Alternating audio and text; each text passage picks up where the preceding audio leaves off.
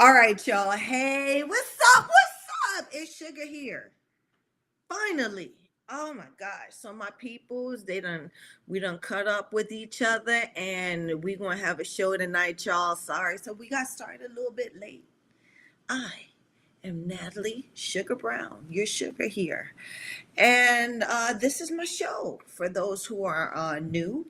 This is the Natalie Sugar Brown show where a woman boxer who's been in the industry, been there, done that, has some good days at the office and some bad days at the office. But just know this gal was in it to win it. And so this is my platform now to give you guys the authentic insights of a woman boxer and what goes on in women's boxing, what going on in women's boxing for you all who's keeping up with it. Okay. So I always say this to my audience. Ask me. Just ask me. Ask me what you need to ask me. Ask me anything. You don't have to know about women's boxing to chime in on the Natalie Sugar Brown show. We're having a conversation, a nice, good old organic, sweet conversation about how the women out here do the sweet science of boxing. Okay, so tonight's show, tonight's show is catching up from last week. Y'all know Sugar was at a rave last week. Okay, I had me a time. And I had to tune in, you guys, because they went and stole my show time, and I couldn't do the show last week. So I gave you guys a like a preview of what we want to talk about, what we're going to talk about tonight's show. And so tonight's show is called "The Gag Is Ordered." And that's the topic. I I chose that as the title because there's a lot going on uh, out front. Okay, so there's a lot of stuff painted. The picture's been painted, but the gag is what's happening in the background. Okay, and I want you guys to know about this because what glitters ain't gold. Okay, and what's gold might be fool's gold. And I want y'all to be abreast of that because I want the right people making the money out here. Okay, and I don't see where they setting up for the right people to be making this money that women's boxing is making out here. Okay, now I always say this, right? This ain't no sugar. This show is not sugarcoating, and I mean there are many women fighters out here to talk about. Okay, but we talking about. I mean, there's the subjects or the women that I bring forward are the ones who they're a bit more popular, and they what they do is they play out what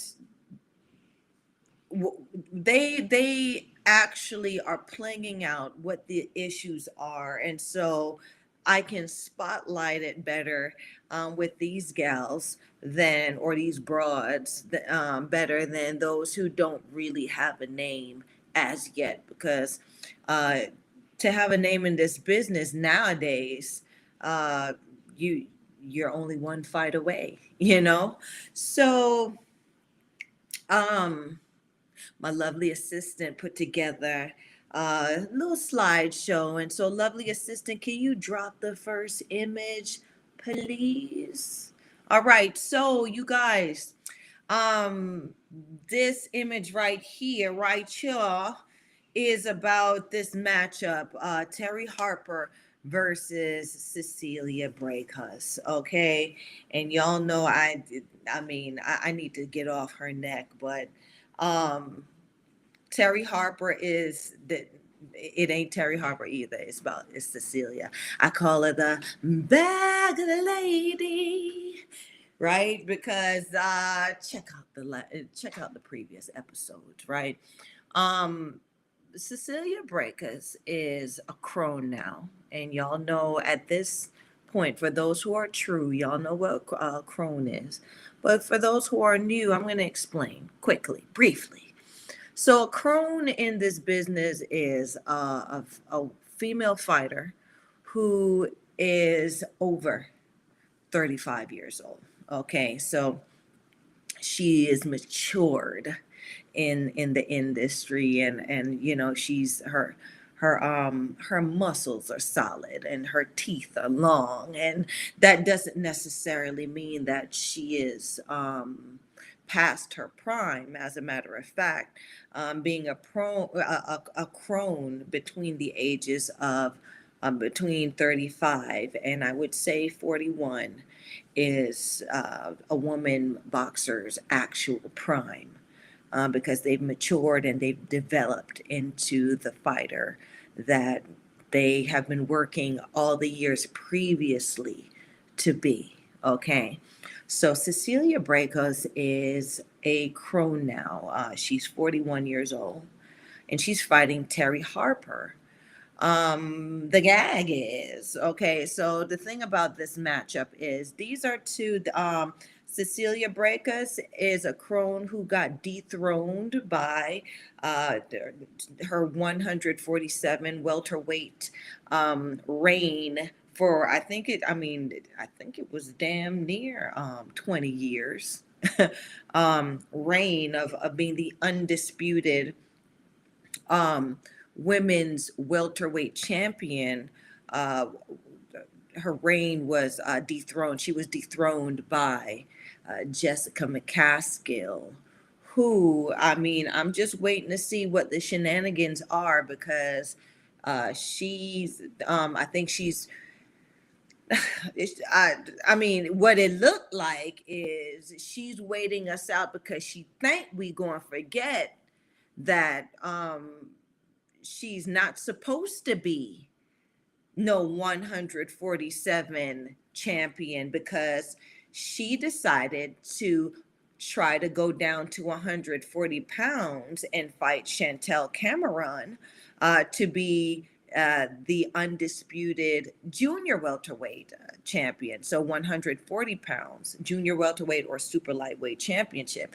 And so when you're a champion of one division and you go down to challenge a contender for titles in another division, especially a lesser weight, that means you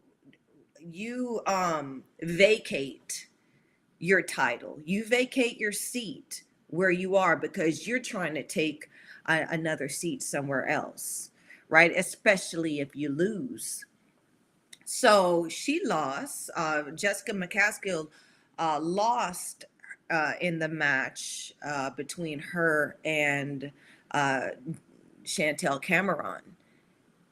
And now she's gone silent. She's gone silent, and I think her and well, you know, she's the robot for her manager and I think trainer uh, Ramos. Um, they're just waiting until hopefully people forget or we forget that that technicality has to be has to be acknowledged, and hope they're hoping that she can jump back and claim to be uh, the welterweight champion. But you know, I digress. These two here, Cecilia Brækhus and Terry Harper, are now matching up at 154 pounds. Okay, so Terry Harper used to rally at, I believe, 130 pounds. Okay, which is lightweight from what I understand. Okay, so rallying at 130 pounds, and it looked like, the making the weight was hard for her, and so she got knocked out by the girl who just had a wonderful showing performance, Alicia Baumgardner.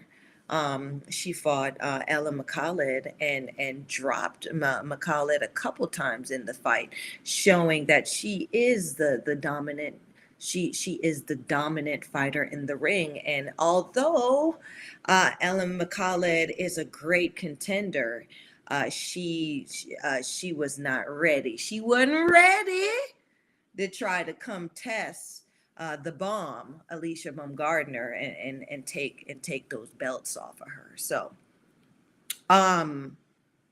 Terry Harper now, in losing her footing as a champion in the lesser weight division, I believe of 130, has moved up almost 20 pounds to middleweight, 154 pounds. And so you guys that knows boxing should know that that's a substantial jump. Okay, 2 pounds makes a difference in boxing. So to jump that high and be a contender is very impressive. And so Terry Harper is trying to now rally at this middleweight, and she's trying to now stand out in this weight division as if not the champion, as one of the most dominant contenders rated in this division. Now, Cecilia Brækhus is a crone. She's been dethroned at 147, and it looks like that time has gotten to us, and when you get the croneship, you really don't feel like making no damn weight. When you in croneship, you're like, shit, I can fight. It ain't but a couple extra pounds. Let's get it. And so I think that's what Cecilia Brækhus has done now, right? She's moved up to 154. I also think she knows that going down to 147 she would have to perform still. Okay, and not even that she would have to perform against McCaskill. I do believe McCaskill's finances has helped her to keep those titles, to keep her titles at 147, because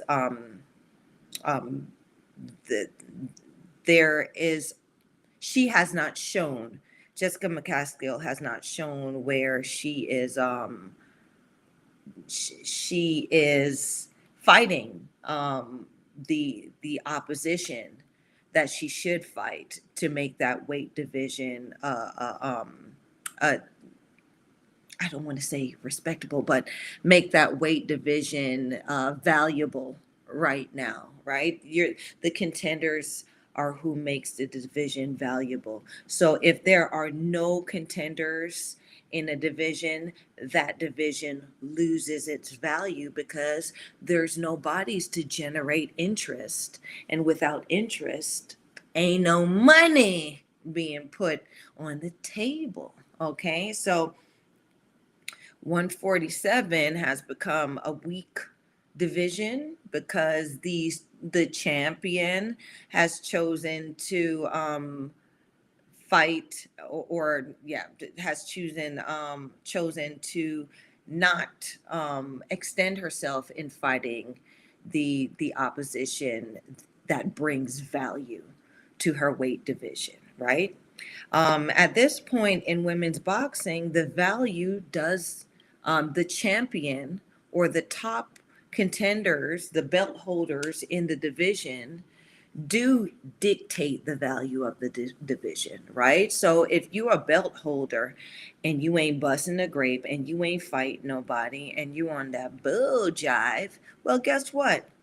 That's what your division's going to be, because no one's seeing what the value is, and your value, you are just as good as your performance. Hence why people, pad records and fight tomato cans, because they want people to think that they're fighting the contenders in the division, and these contenders are not no, are not up to par, which the gag is they're just not, these champions just are not choosing the valuable opposition in their weight division. Okay, so um, just gonna outline what this matchup is looking like. Okay, so Cecilia, well, Terry Harper is there on the left. Okay, and like I said, Terry Harper is 26 years old. She's a young broad in the game. Okay, I didn't even realize she was that young. Um, so she has some time. She got some time. She got a good 10 years before she reaches crone-ship. So according to the industry and according to anyone who wants to invest into women's boxing, she would be um, the she would be the most what word am I trying to find? She would be the most attractive between the two, because there is potential for longevity in her career. So she has more time to fight, and she has more time to develop, and she has more time to bring money and draw value to wherever she is, as long as she's moved properly. Okay, and as long as she stays healthy, physically and mentally.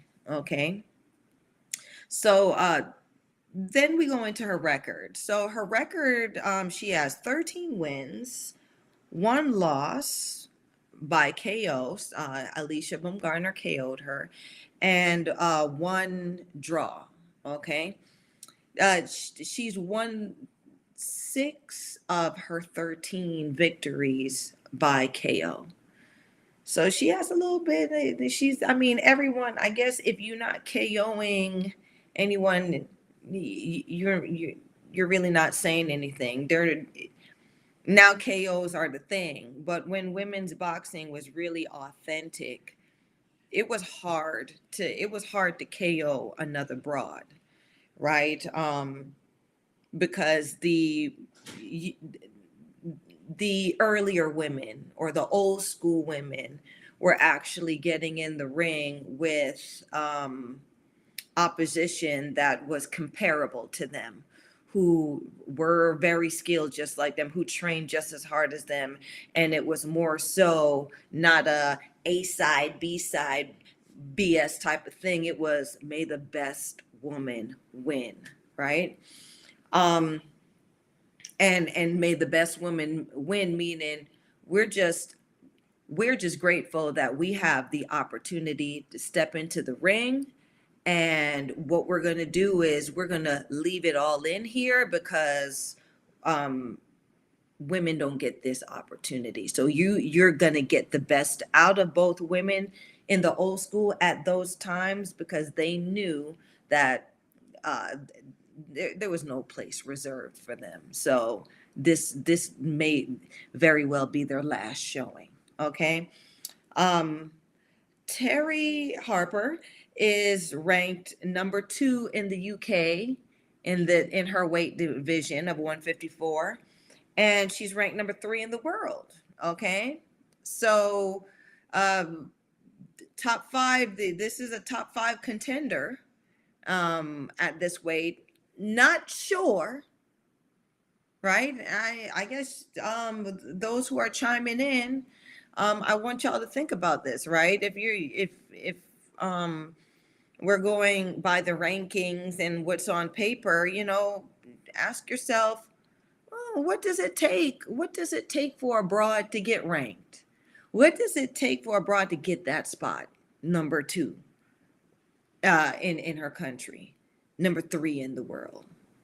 At this point, to be honest, all it takes is a phone call. Okay, I'm gonna be quite honest. I think Box Rec, who who is I mean, who is the database for the fighters and all of this and all of that, should put more um, should put more prerequisites into why they rank a contender a certain way and how they rank contenders a certain way.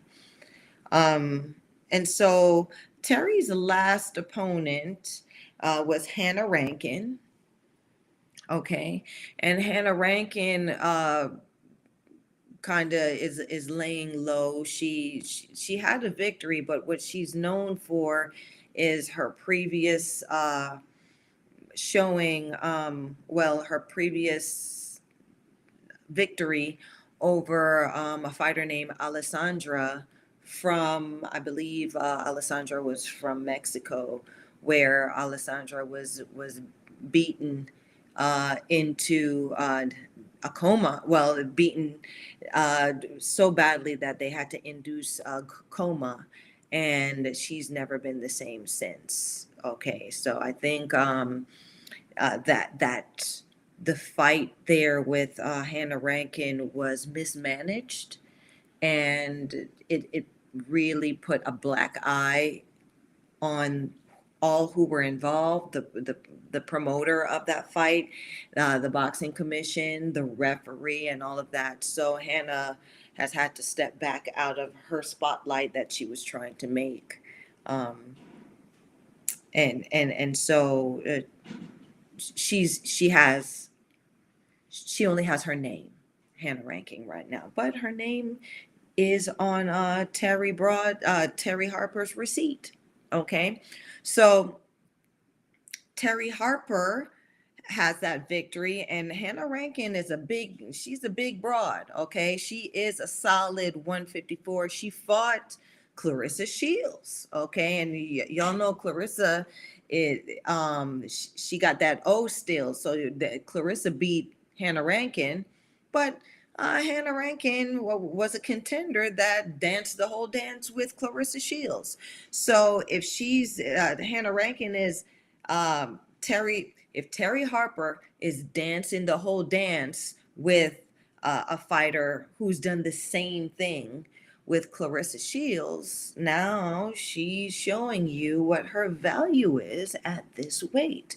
She's showing you guys that, I'm moved up from lightweight and I'm dancing with the big broads, just like the champion Clarissa's doing. So check on me, right?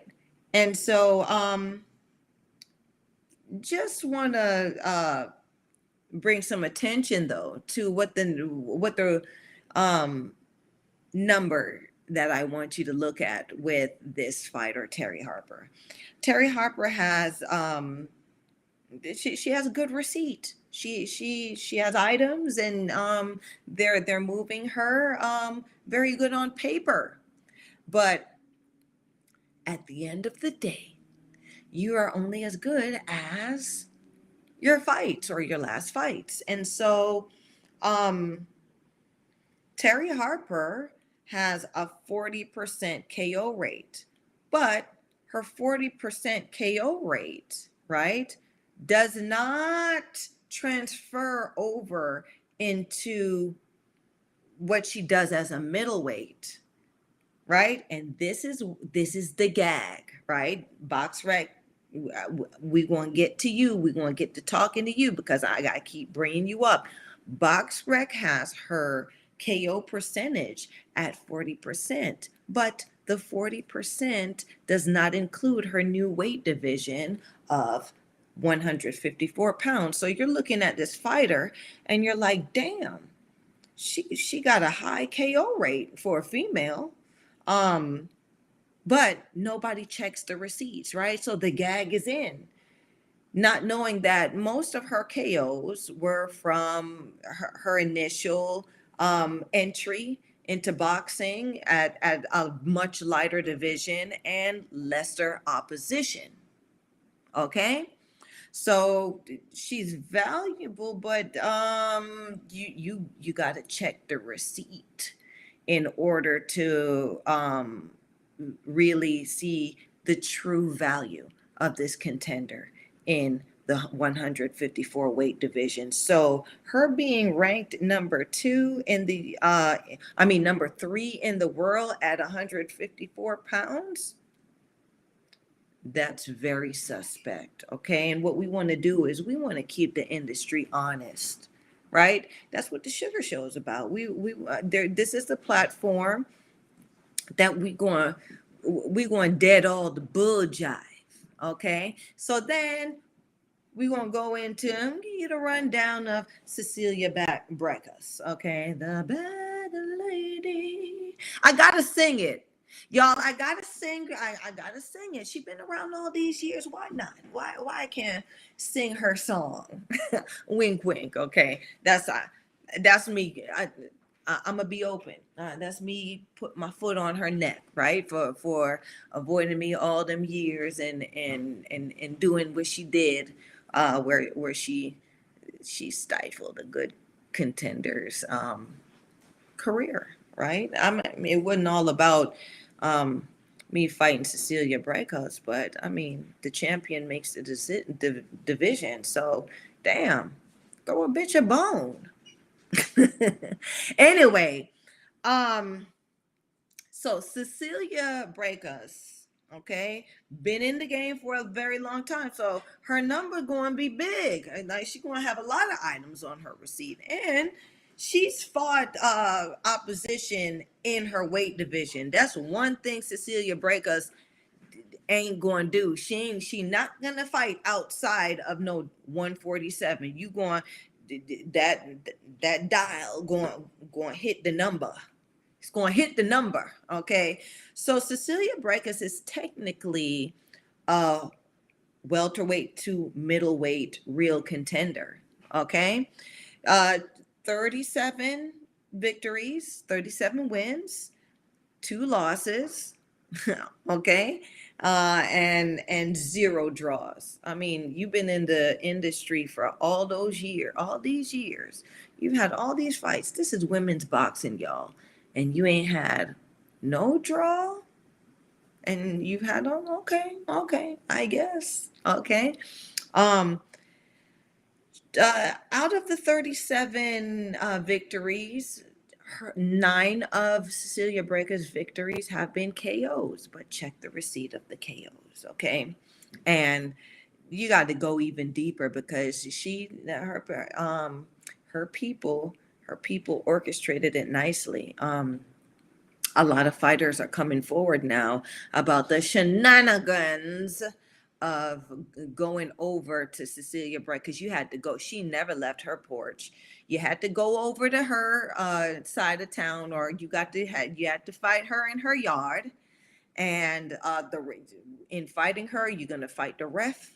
You're gonna fight the commission. You're gonna fight everybody when you step off that plane and when you start heading to the ring. So, right, so they're gonna make sure they beat you up however they can before you actually get in the ring. And then when you're in the ring with Cecilia,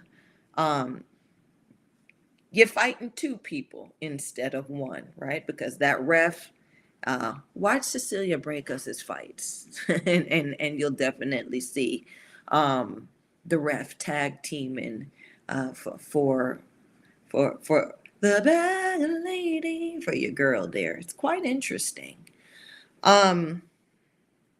And so Cecilia's last opponent, Cecilia is ranked number 1 in Norway. Okay, so she's always represented Norway. Well, she represented Germany at one time. But she's ranked number 1 in Norway for sure now. That's what's on record. Okay. And she's ranked number 1 in the world at 154 pounds. This is what I'm seeing on BoxRec on Box Rec, y'all. I just don't understand how this crone is ranked number one in a division that she's never actually fought in recently. She has not fought in that division. And if she has, it has been some time where other people have been actively fighting in this division, right? Uh, Name, so to speak, Natasha Jonas. So I don't understand. Y'all help me out. So her last opponent is Marissa Portillo, and I've gone back into the receipts, but I mentioned this in a earlier show where Marissa Portillo is actually not even a middleweight, right? So she rallies at as low as 125, or has rallied at as low as 125 pounds. So hand picking oppositions so fighters can look relevant and can look valuable over, and overlooking real contenders who are the actual weight, who have actually put in the rounds and the work at that weight division. That's cheating. That's I also did a episode on matchmakers, the predators of women's boxing, the matchmakers, right? Um this is what stinks up women's boxing. People, you guys out there, and I love you guys so much. I love y'all because you're interested in what we do, and now there's a greater interest in women who are fighting. But what we lack now is the education, right? And I'm hoping that y'all are interested enough to get some education from us out here who are giving it about these women champions and contenders, right? Because now everybody got a women's boxing show. Everybody's talking about, everybody got a guest, everyone's up and coming, right? Everybody is friends with everybody, right? But there's no one. That's why Sugar has guests, but Sugar, I'm not, Sugar don't sugarcoat nothing, right? So I give everybody an opportunity to by not featuring and showing just one face in having anyone on my show, I'm giving everybody an opportunity, a real opportunity, to prove who they are by performing, right? It's some bullshit. We all been let's talk fight, right? Let's talk about what a fight really is, okay? Growing up, Sugar, Sugar was always a fighter, okay? And it started in the schoolyard. It didn't even really start in the schoolyard. It actually started during break time at church. Yes, right? So it was a great skill to whoop ass while keeping my church dress and my black or white Mary Janes without scuffs on them, right? Or to keep my stockings not ripped, but still whoop ass.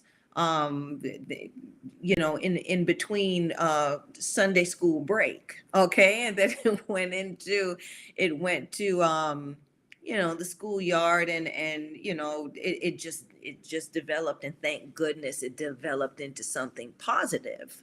But my record speaks for itself, right? They weren't all wins, but everybody knew that when Natalie, right, who was Ruby's granddaughter, who was turned into Too Bad, then Miss Too Bad, then Sugar showed up, she was going to fight, and she was going give it everything she got, and she could fight, right? And she was going to perform. Everybody knows that.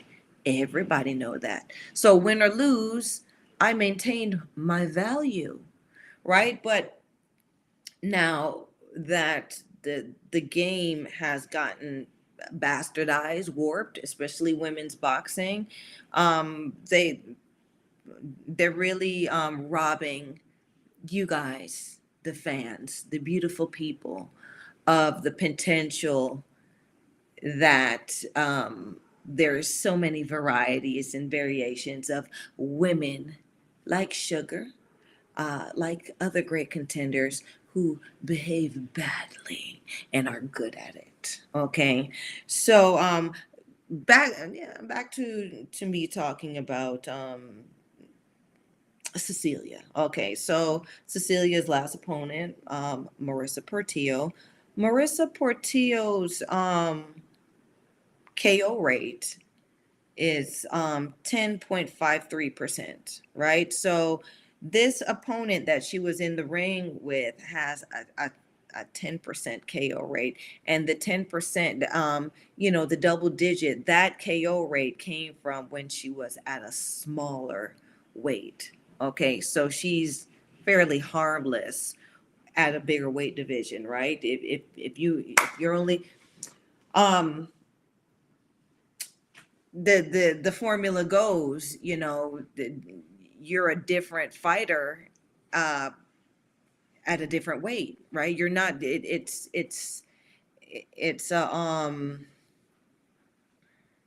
you are a phenom if you are the same fighter in each weight division. And phenom meaning you are knocking them out in every division, moving up or down. Okay, which is where these stanking pound for pound lists come from, which I will visit in a little bit, right? But that's what all of these, that's what the whole thing is about, right? So in Sugar, not really, bringing no faces. The only faces that y'all may see in the place are women who have already done it. We've stepped out the game, and now we can sit back and talk about it and talk about our body of work, right? That's who, of course, is. I will have the honor of having the presence and sharing their presence with my audience. But these up and comers, or these people that still shimmying in the game, nah. You guys still prove yourself. So Marissa Portillo wasn't a concern, because she wasn't somebody that could hurt Cecilia with only having the 10.53 KO rate. Okay, and she was safe enough to keep Cecilia Brækhus active. Okay, Terry Harper's last opponent was Hannah Rankin, who has a 16.67 KO rate, right? But the thing between both former opponents' KO rate is the value of opposition. Marissa Portillo's receipt or Skid Row may not be as tough as Hannah Rankin's Skid Row, right? So we have to do a bit more research and dive a bit deeper. But the fact that Terry Harper fought Hannah Rankin, um, aside from any other contender, valid contender in the division, is because Hannah Rankin has a name, but she only has a 16.6 KO rate. And if you box in somebody who only has a 16.6, or is below 20 in their KO rate, if you're boxing them and keeping your distance, you're pretty much safe, right? They're not going those are not those the one punch type of fighter that if they lay their hands on you at any point, they'll hurt you. And so that's how you read that KO rate type of thing. Um, so let's see. Cecilia Brækhus's KO rate was 23.8%. Okay, and that is uh, Cecilia Brækhus has a great skid row. Okay, great skid row, but you will see that there was a lot of fandangling in how she KO'd her uh, opposition. Okay, and the same thing. Terry Harper, 40% KO rate, but who was she KOing? Okay, who did she KO? She KO'd, you know, lesser opposition in a lesser weight. Okay, so that's the that's the gag, right? You got uh two supposed to be thick contenders at 154 pounds. If you're at 100, as a guy at 154 pounds, you got to be able to hurt something or set something the hell down, right? And so these broads ain't setting nobody ass down at no 154 pounds, but yet they have names, and yet they're supposed to be these great contenders, these great champions that are being matched up, that are making money in this weight division. It's fugazi, right? That's the gag about this matchup, right? Ain't none of these two worth their salt in the 154 weight division. Yeah, I said it, right? It's the Sugar Show. Show me better than you can tell me, though, ladies, right? Start, I mean, you still got time. The bad lady ain't got much time, but, you know, she got enough time. Okay. Her most impressive fight that I saw was when she fought Callie Reyes, because she had to stand up in that fight. She wasn't fighting in her backyard, and Callie was the one that Callie Reyes had her kiss the canvas, right? First time not fighting in her backyard, first time without the protection of the referee. Okay, and she there kissing canvas.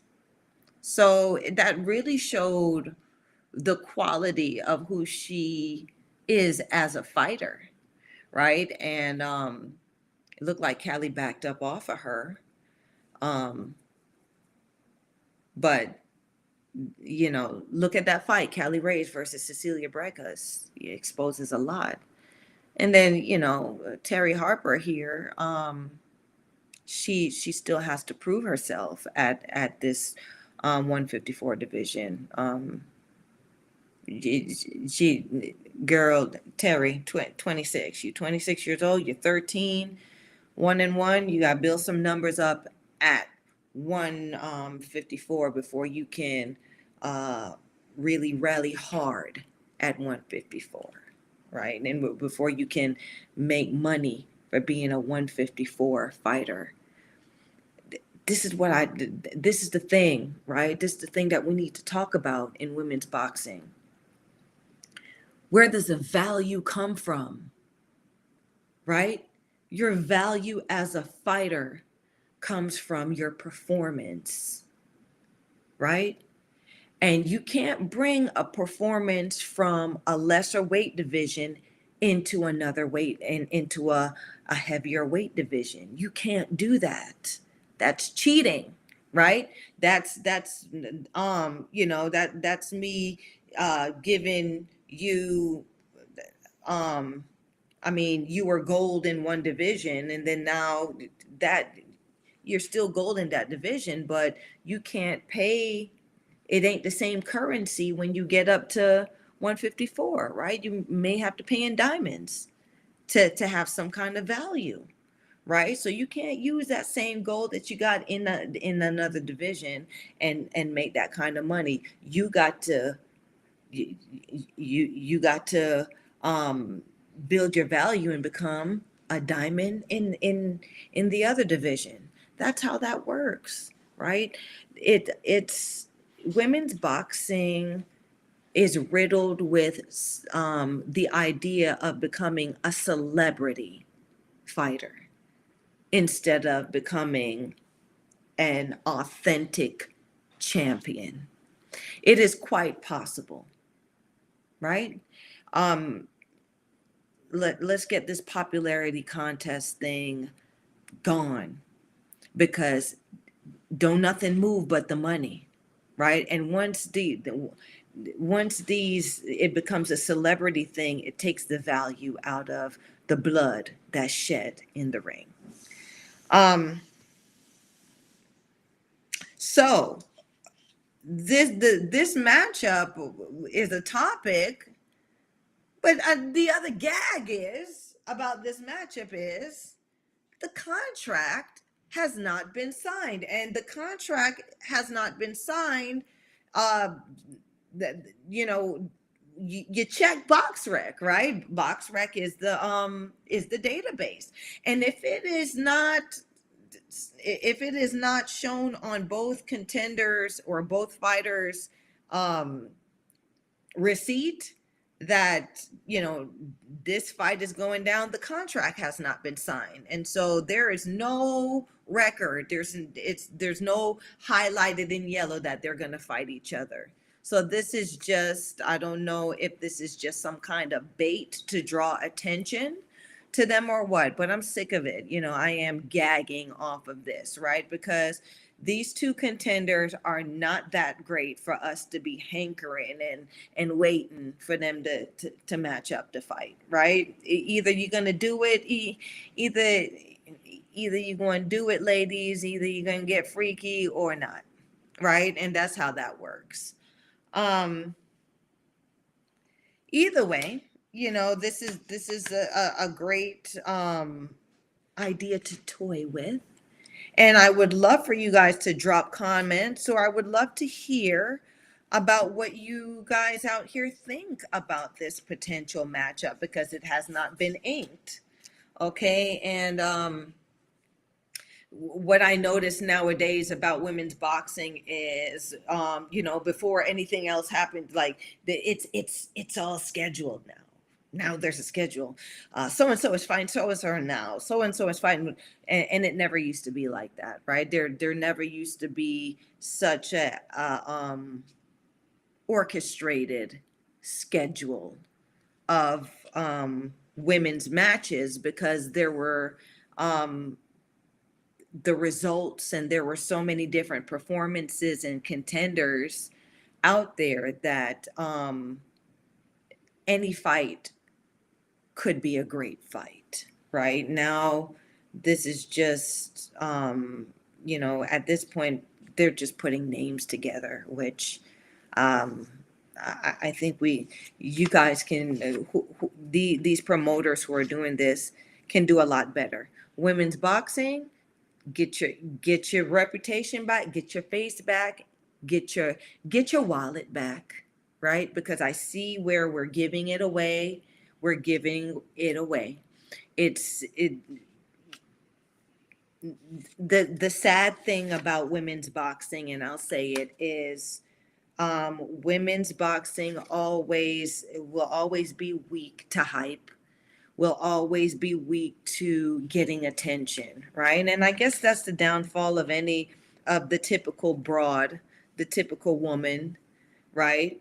She'll strut her stuff just to get attention, right? And have an empty damn purse because she thinks somebody out there gonna buy her a drink. Where the gag is, right? What grandmama them, where auntie them taught me was strut your damn stuff and buy your own drink, right? And the one who can buy you a better drink and more drinks than you can buy for yourself is who gets your attention. And you treat whoever's doing that really nice so they can give you some more, right? So that's you know, that's really the mentality that women's boxing needs to develop now. We need to fill our own purses up, right? And not be out here trying to get the attention of the promoters and these people putting the fights together without having no money in our purse, and nothing to nothing to take care of ourselves, or add, having no value in ourselves, right? We can't do that. We can't do that no more. There's no longevity in it. There's none. You become a mascot after a while. And so, lovely assistant, I'm hoping that you're still with me. Okay. Give me the other image. Please, please, please give me the other image. Okay. So, and now we're talking about this fight, which I brought up before, but guess what? This fight's inked. Yes, y'all, it's going down. Michaela Meyer versus Christina Linadartu. But the thing about it is, I forgot to make note of when the date is, but that's for y'all. This is the thing about that, right? I want y'all to take interest. Google them. Google these broads, right? Google this fight. The date will come up, and a lot more, right? A lot more stuff will come up, and then you'll learn a little bit more about these two. Okay, so just running down the deets on these ladies here. Okay, so uh on the left, on the far left, we have Michaela Meyer. Okay, who she is a top contender in her weight, in the lightweight division. Okay, and she recently lost her crown, her titleship, as a top lightweight, as a lightweight champion to Alicia Baumgardner. Okay, and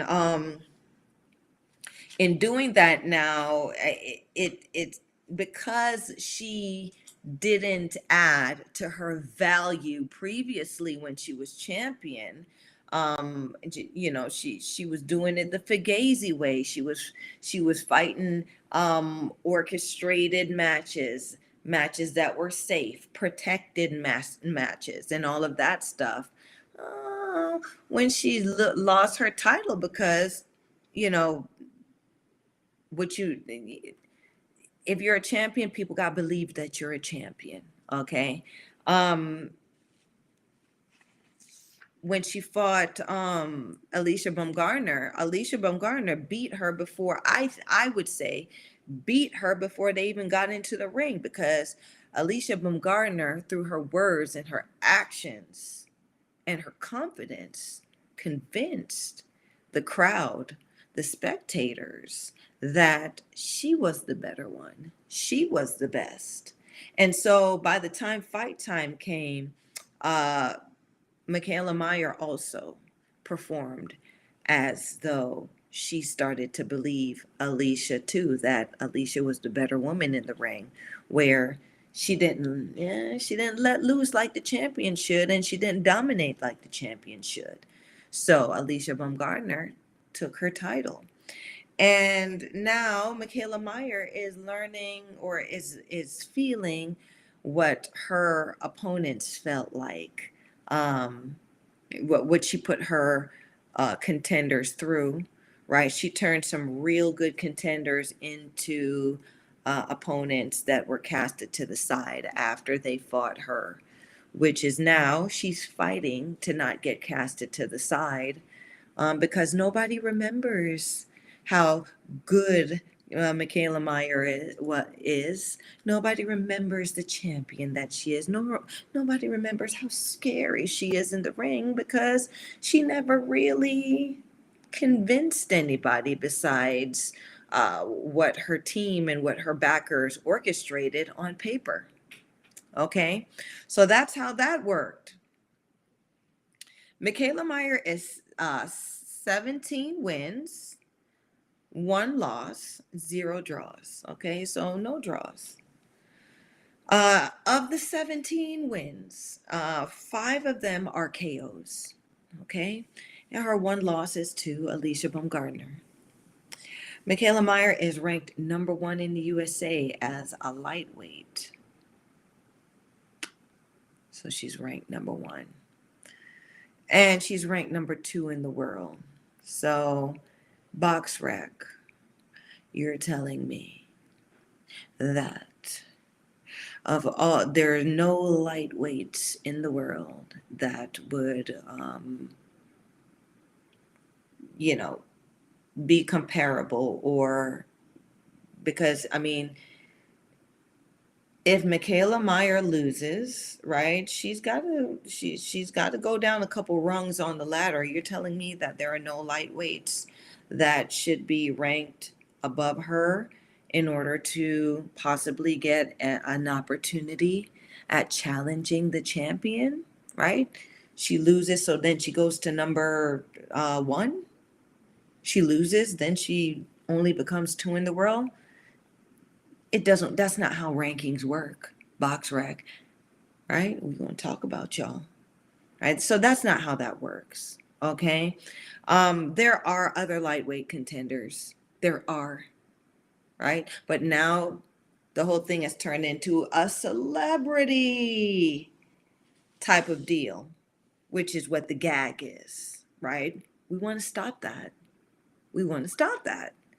Her last opponent is Alicia Baumgardner. The ranking of this opponent is a 5-star. Alicia Baumgardner is a 5-star opponent. Okay, and she lost to her. So, okay, there is no harm in a loss against a great contender. There's none. Okay, so I'm not devaluing Michaela. But what I want to bring, the attention that I want to bring to this is, right, Michaela, you done lost your spot, right? So you were a champion. You're not number 1 now, right? I would say maybe number 4, right? Even if the others aren't as great, let them prove that they may not be as great as you. Box rec and all of these other commission and sanctioning bodies, let the other contenders prove that they at least deserve a fight with the champion. Okay, and so Alicia Baumgardner's KO rate is 46.67%. Okay, so and in her last feature, she shows that if she puts her hands on you, she can hurt you, and she can put you down on that canvas. So that's very impressive. That adds value to a weight division. That adds value to a fighter, because she's able to perform and prove that she is the dominant one. She's able to prove that she's the baddest broad, right? So if you beat that broad up, if you drop that broad, if you do something to that broad, that means you a bad broad too, right? Everyone maintains their value. And I like that. And I like that Alicia Baumgardner fought Ella McCallid. What I thought, the person that I thought made the decision that was not good for them was Ella McCallid. I think what Ella McCallid should have done is matured a little bit more, allowed herself to get stronger, and allowed herself to learn a little bit more and have more experience in the craft and the generalship of fighting. Otherwise, it would have saved her getting her ass dropped so many times in that fight with Alicia Baumgardner that happened just recently, right? She's Ella McCallid can fight. She can box. She's a good fighter, right? But and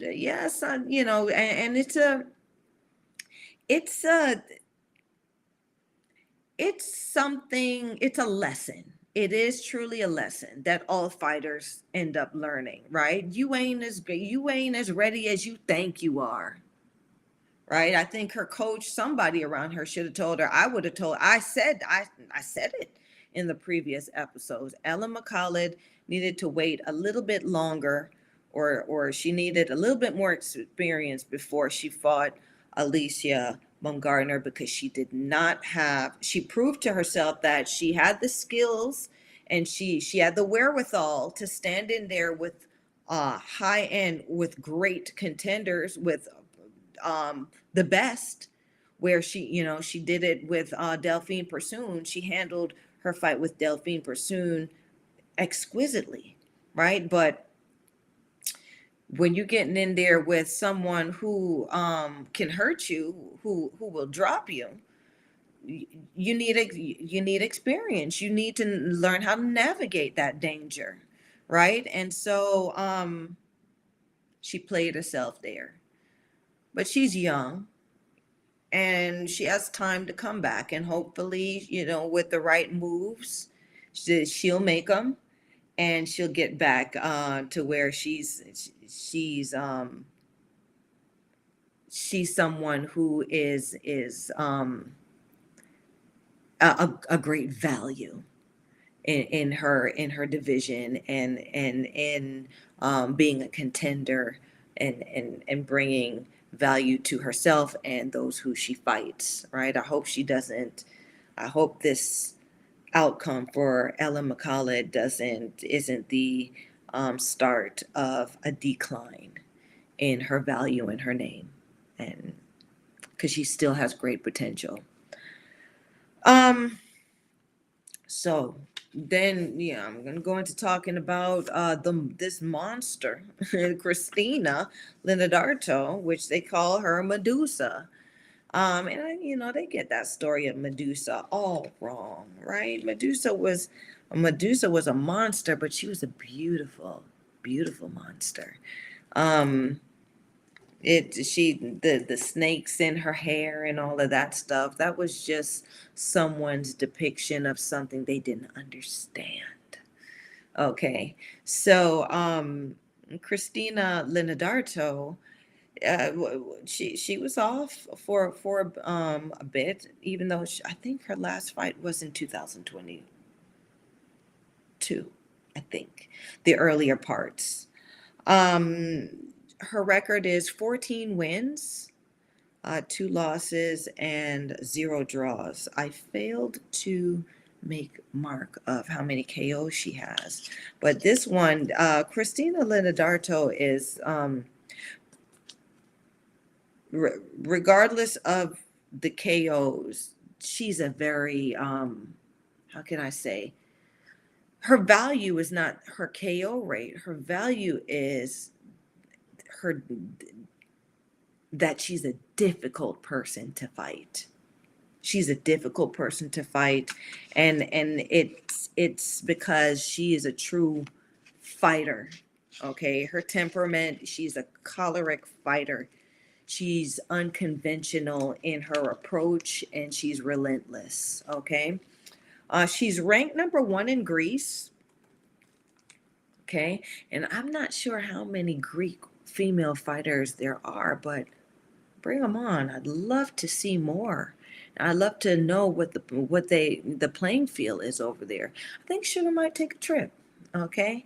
And then she's ranked number 5th in the world, Christina Leonardo. And this is at I believe this is super lightweight at 140, right? So between light 135 pounds and 140 pounds.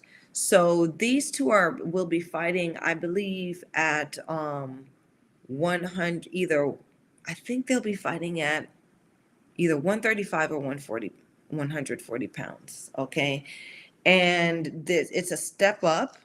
It is a step up from Michaela Meyer, because it looks like Michaela Meyer is gunning for the celebrity fight, a celebrity matchup between her and Katie Taylor, which would be interesting. It would definitely be interesting to see um, a match between Katie Taylor and Michaela Meyer. Yeah, that's a good match. Um, it'd be a good match to see Michaela Meyer versus Amanda Serrano. It would be. Yeah, I think it's time, Michaela. You can step up. You can do these things.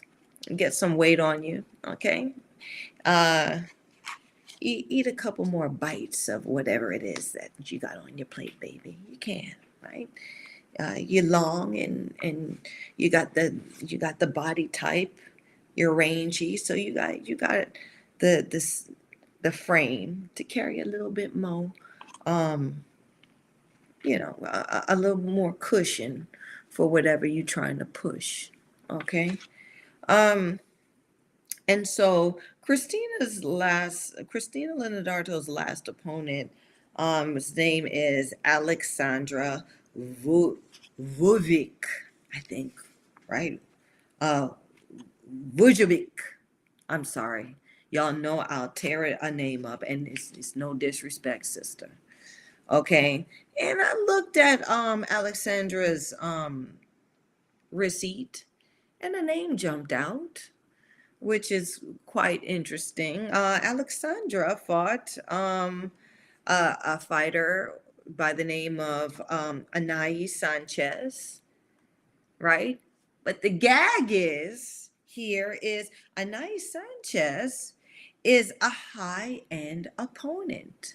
She she her people them has given her a record or has orchestrated a record to where she looks, I think she's like 21 and 4 or something like that, but they have amassed a record where she looks like she's a champion material, right? But then you look on her record and you've seen that she's fought people 0 and 4 or 2 wins and 8 no, 2 win 20 losses, them 4 and 40 type fighters, right? That's when you look.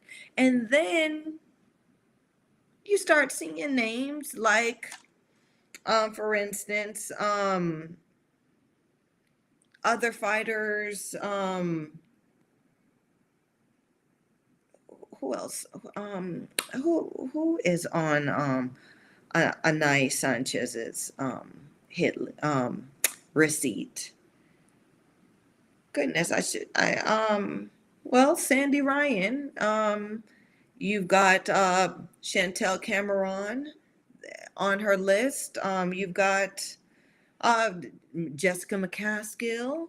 You've got names of champions on this high-end opponents list where, you can tell on her receipt that she was just paid to be a number on on a record, to be orchestrated, for you guys to feel like you're paying for a quality opponent or a quality contender, which is not the case. Okay.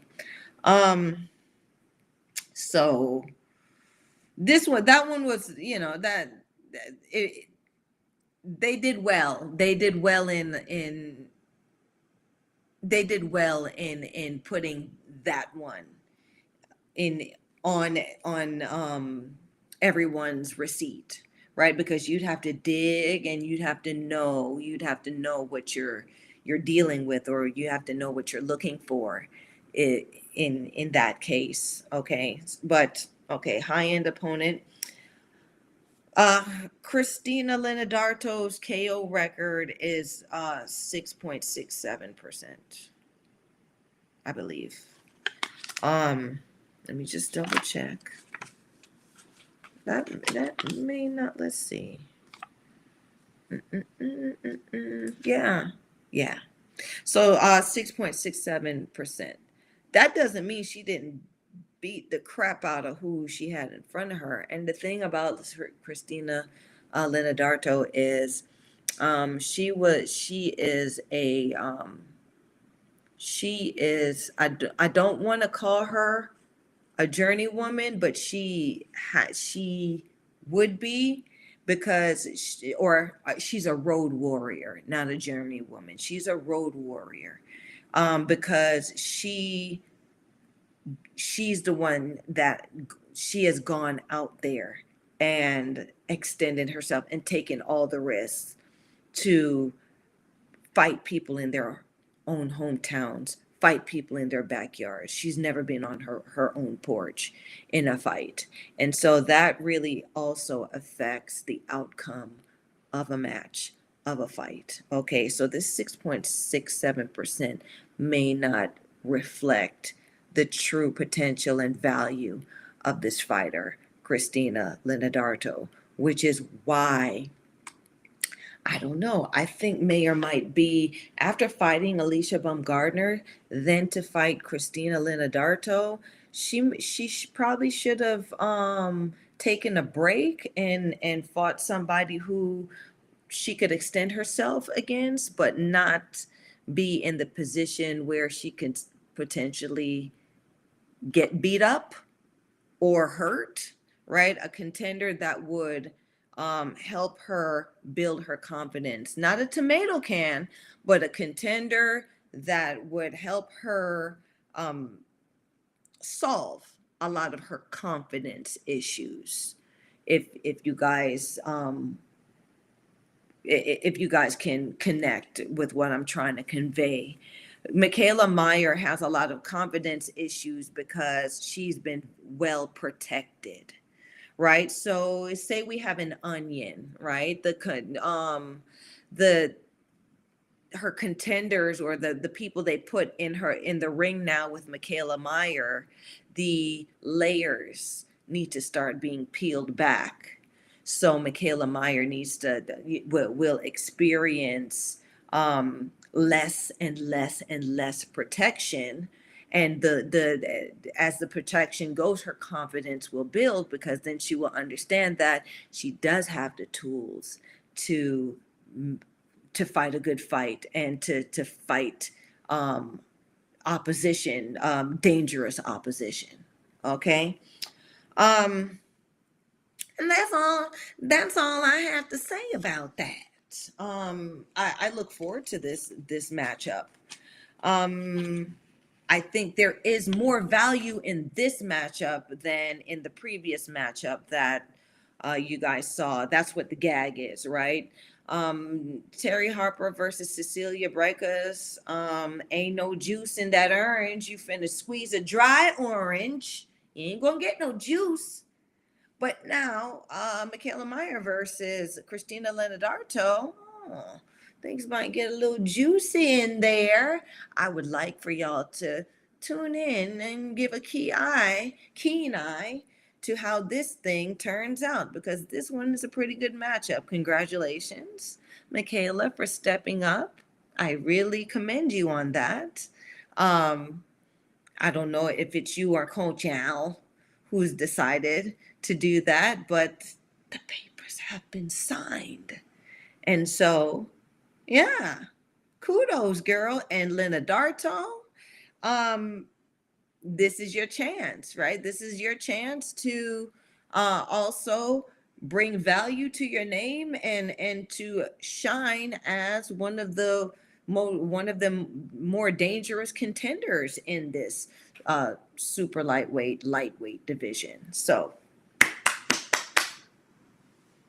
bravo, ladies. I look forward to this thing happening. So lovely assistant, what we got next? What we got next? What we gonna talk? Lovely assistant, hey, okay. It says pound for pound, y'all. It says pound for pound. So I told y'all we was gonna go, and I'm not gonna show no faces. We just gonna talk about this. We're gonna talk about this. We're gonna talk about this. Okay.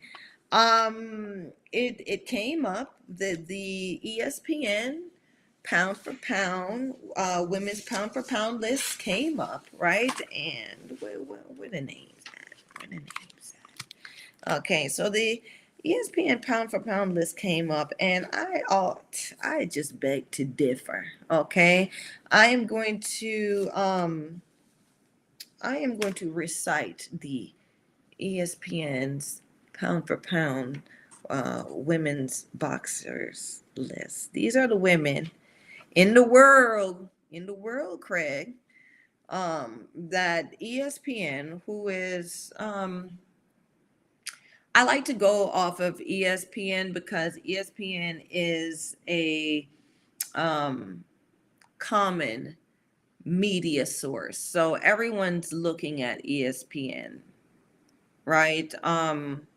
Everyone looks at it, and so the conscience the conscientious, or the you know the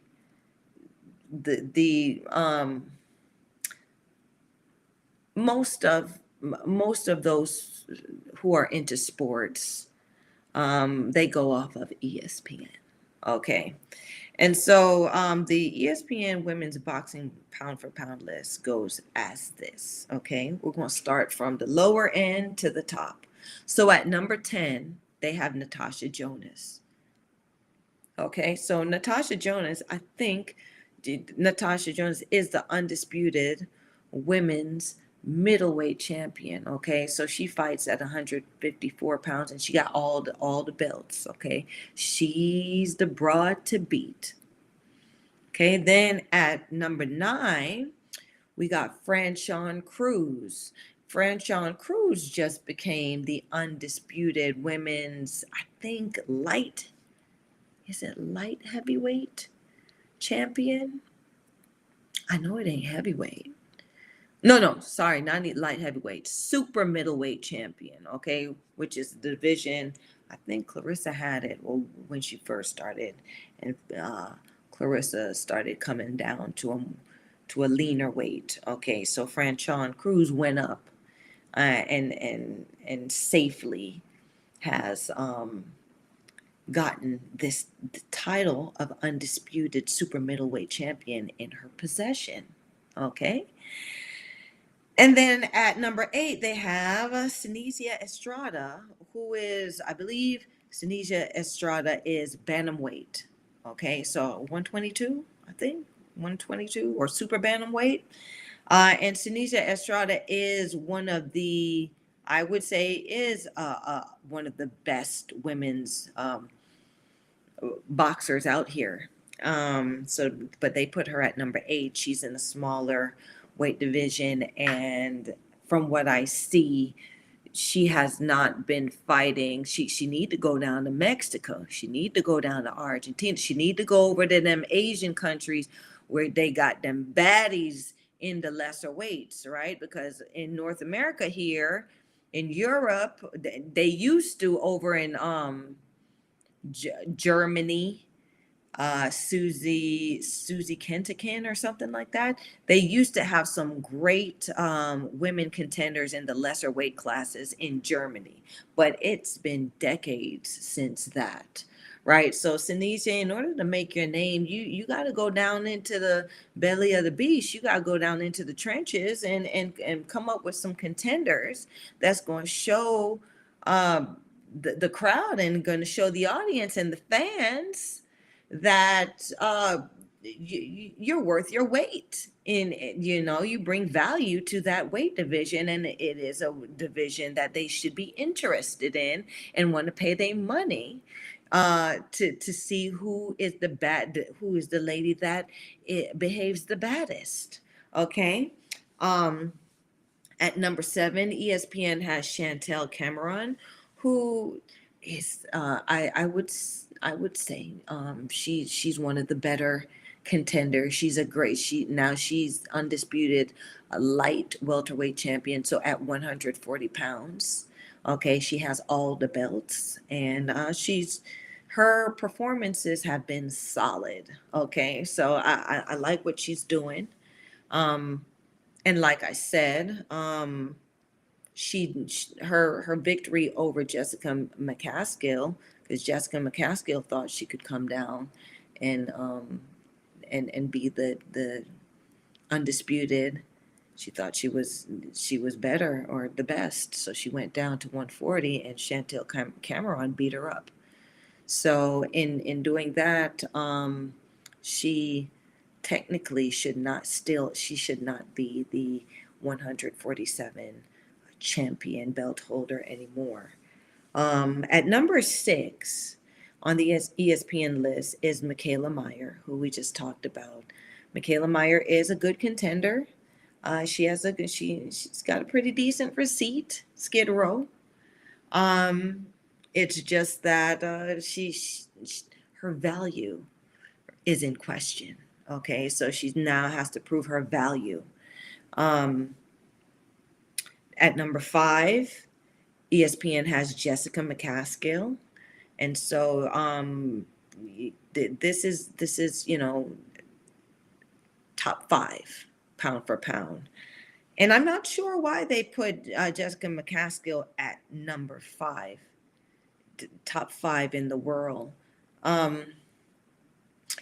Just in her recent matchups, I just don't. The only person who would be a contender, a notable contender as of recently, with Jessica McCaskill is Chantel Cameron. She hasn't fought opposition that would make her pound for pound considerate at this point. Pound for pound, okay? That means in any weight division, this person would perform and be champion material, right? That's what pound for pound means. At number 4, Alicia Baumgardner is rated number 4 by ESPN, and Alicia Baumgardner is actually showing what her worth is, pound for pound. Okay, so she has been facing high end champions, and she's been beating them up, and she's knocked them down. So I think this Alicia Baumgardner is a pound for pound fighter and champion. At number 3, there's the ESPN ranks Amanda Serrano, who had a really, really good fight performance against Erica Cruz. Erica Cruz is an amazing contender. Amazing. It was a great fight. I think those two women added value to their division. I think I commend Amanda Serrano for giving Erica Cruz, a contender like Erica Cruz, a platform to show her value and to make some good money, because it was Amanda Serrano's porch after all, and she could have chosen a high end opponent, but she didn't. So kudos. At number 2, ESPN has Katie Taylor, who also had a fight over last summer against Amanda Serrano. Okay, and it was pretty decent. I guess track star versus the track star / boxer versus boxer. Boxer, fighter, puncher. Right? And so Katie Taylor, she's the darling. So for some reason now, I think it's gone past its gone past its expiration date, right? I think Katie Taylor needs to do some more, right? She's number 2 now on the list. Why? Let's see Katie Taylor fight someone like Erica Cruz. Stand and fight, right? Not run away. The issue with Katie Taylor is Katie Taylor has brought this running into professional boxing. You cannot run away from a fight.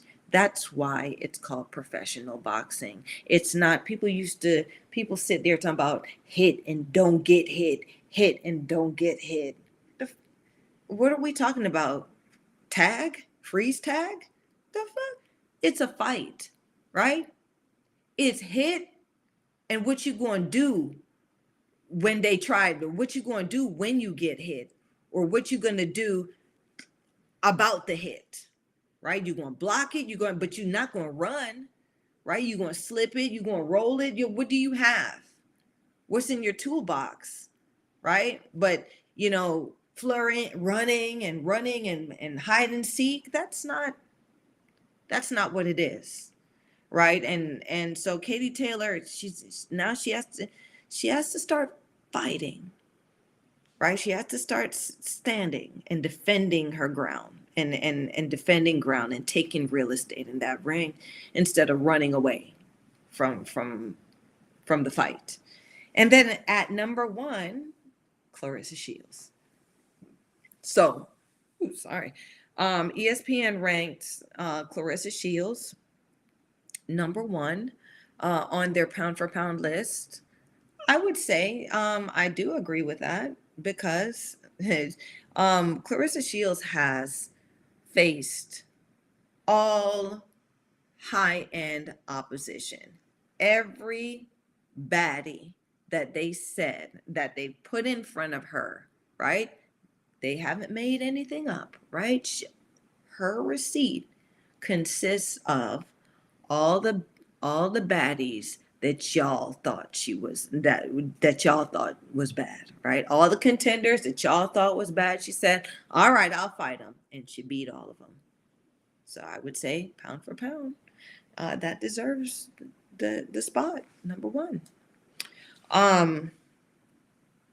Now, what I'm gonna do is, I'm gonna share what my list is, okay? And maybe I should have gone into a bit more detail and put the faces, and you know what, it ain't too late. I think I'll probably do that on the next show, you guys. That's probably what I'll do. Okay, we'll revisit the sugar pound for pound list, but the gag for this is, ain't nobody pay sugar. Okay, I've done my homework. I've seen what's out there. I know what it is, right? So these are the names that I think are pound for pound right now the best women out here in the pool. Okay, these are the Sharks. So at number 10, I do say Franchon Cruz is ranked number 10 for pound. Yes. Um, she's always been out there, and she's always proven that she's a tough nut to crack. Okay. Um, at number 9, I put Shaniza Estrada. Why? Because like I said, she's got to go down into the trenches, into the belly of the beast, and come up with some monsters, right? We want to see. She's a great fighter, right? But it's just being great, and just being pretty doesn't add value to what the industry is, right? This the fight game. So you gotta fight.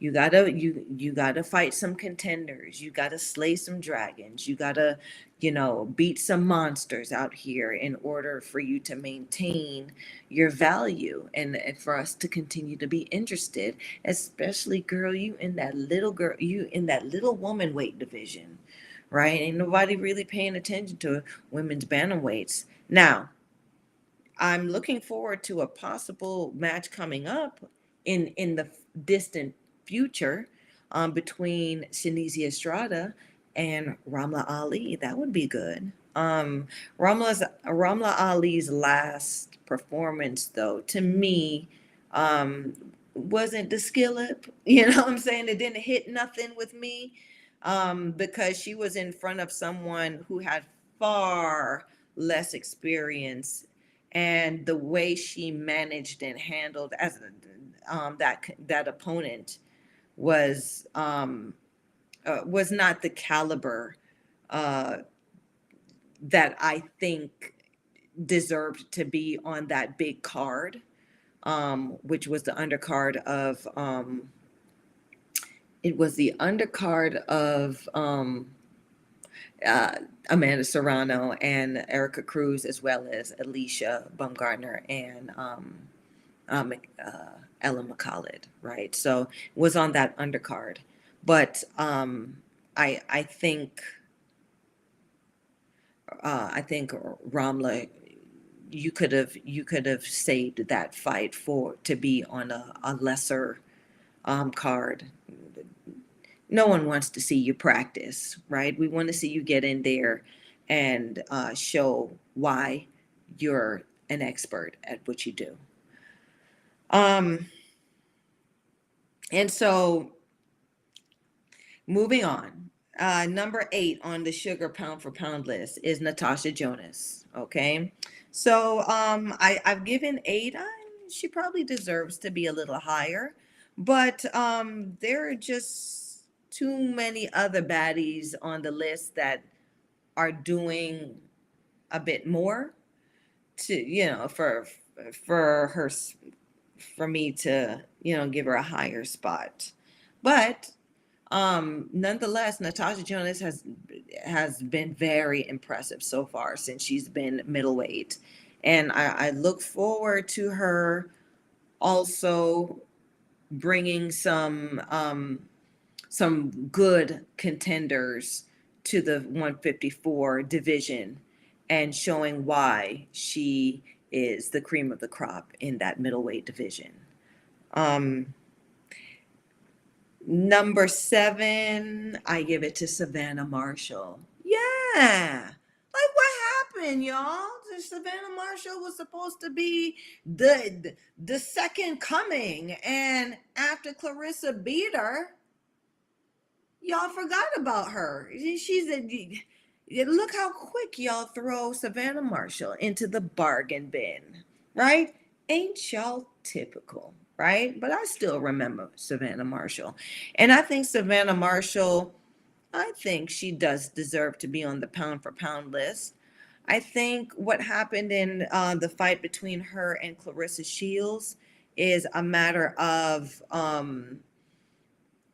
it's a matter of her not having the right fit of who's preparing her and having the right fit of who is helping her to develop into the fighter or the style and the generalship that suits Savannah Marshall, right? She didn't need to go in there fighting like no damn Tyson Fury.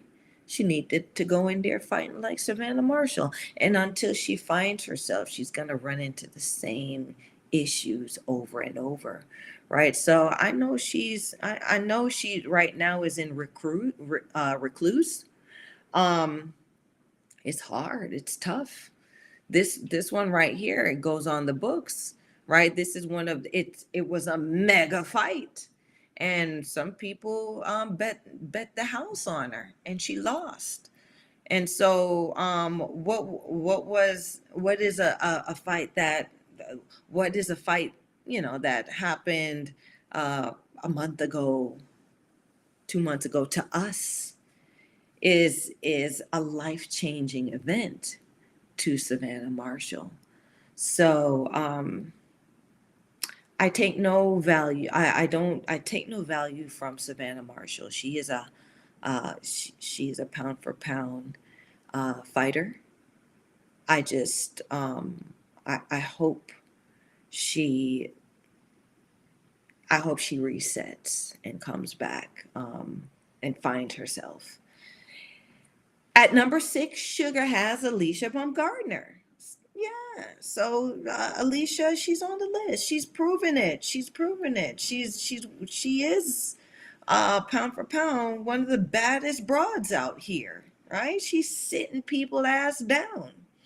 At number 5, I gave Amanda Serrano. Yeah, I did. Um, I don't know. Amanda Serrano, you are a tough fighter. You're a good fighter.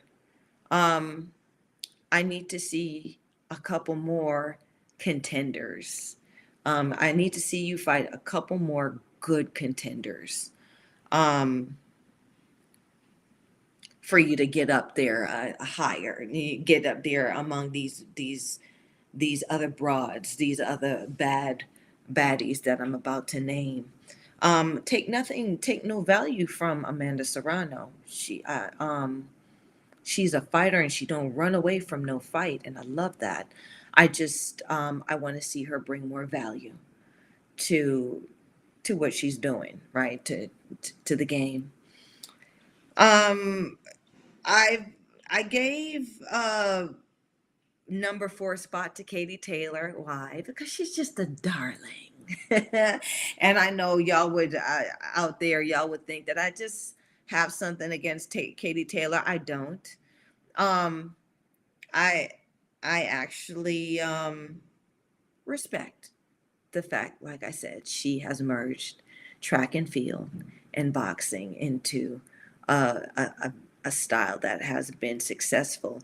But I don't think that style would be as successful if she didn't have Eddie Hearn and she didn't have all that money behind her, right? So at number 4, I don't know. I'm just getting bored of it now, Katie. Um, you're pound for pound because no one has cornered the mouse yet, has solved the problem of the outrunning the road runner. So you're on the list with that, but um let's add a little bit more now. Let's add a little bit more to what you got to offer. um change your game up a little bit, Katie. At number 3, I put Chantel Cameron. Why I put Chantel Cameron at number 3 is watch this broad fight, okay? The way she fights, if you put her in any division, she will have the same success. She is great at executing a strategy. She knows herself in that ring. She's determined, she's focused. She is I like she even though she's a she's still wet nose, okay? She's still a little wet in the nose. She conducts herself um like a mature broad in there. She's mature. She knows how to handle herself. She knows when to fight. She knows when to bang. She just knows how to put it together. And I look forward to her maturing off of what she's doing right now. And I think that is going to keep her as a pound for pound champion and contender for a very long time. Um, because she knows herself and she's learning the game enough to know it. Um, Oh man. Um, at number 2, did I miss this? I must have. Yes, I did. Yes, I did. Yes, I did. So boom, boom, boom, boom, boom. We're gonna keep it going. Um, Number 2, I'm gonna throw it out there. Layla McCarter. Yeah. Y'all haven't heard much about this crone. This crone hasn't fought. They're trying to, you know, they're trying to have people forget about who this crone is. But I would say pound for pound, proven, battle tested, Layla McCarter is right now ranked number 2 in of all the women who's boxing right now. Layla McCarter, y'all check her out. Okay, she's been in this game. She's a I think she's a damn dragon in the game, but no one will touch her with a 10-foot pole. Okay, she's the booger man, booger woman, right? That's everyone's uh got that fright about Layla McCarter.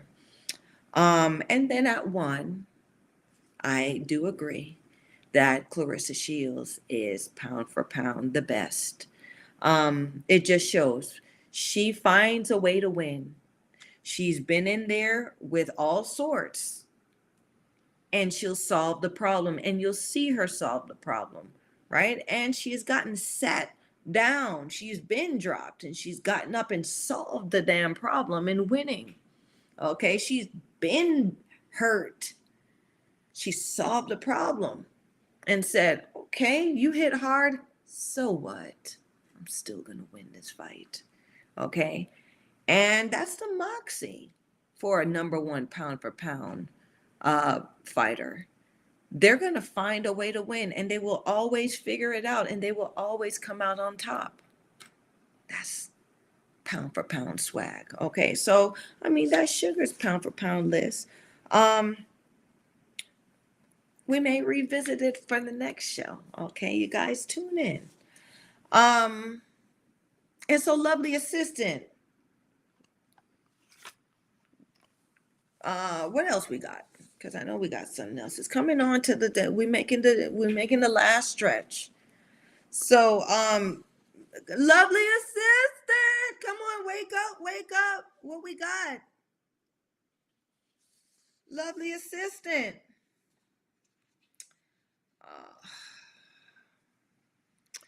I thought we were, I thought we were, I thought you was going to keep up with me tonight, but I guess I gotta wait on you. I can't wait for too long, so I'm gonna go into what we're gonna be talking about for this last stretch. Okay, so for the last stretch, we're gonna talk about box rec. Yeah, y'all. So box rec done got served. Yes, they going to court. And I'm just going to mention this fighter because Ivana Habazin's manager and promoter is who has served box rec. They filed a federal civil lawsuit in the U.S. District Court. So they coming over here, right? Because I think box rec is based over here. And they done told them people on box rec saying they not doing right. They've said they've also filed this lawsuit, this suit against the ABC, which is the Association of Boxing Commissions. So all the commissions, right, serve under the ABC. Excuse me. And so the ABC, among other specific lists of commissions, are a part of being served this lawsuit because the grounds is box rec is recognized as the boxing industry's official record keeper. Okay, if it happened, it's on box rec. If it's gonna happen, it's on box rec. If it was supposed to happen but didn't happen, it's on box rec.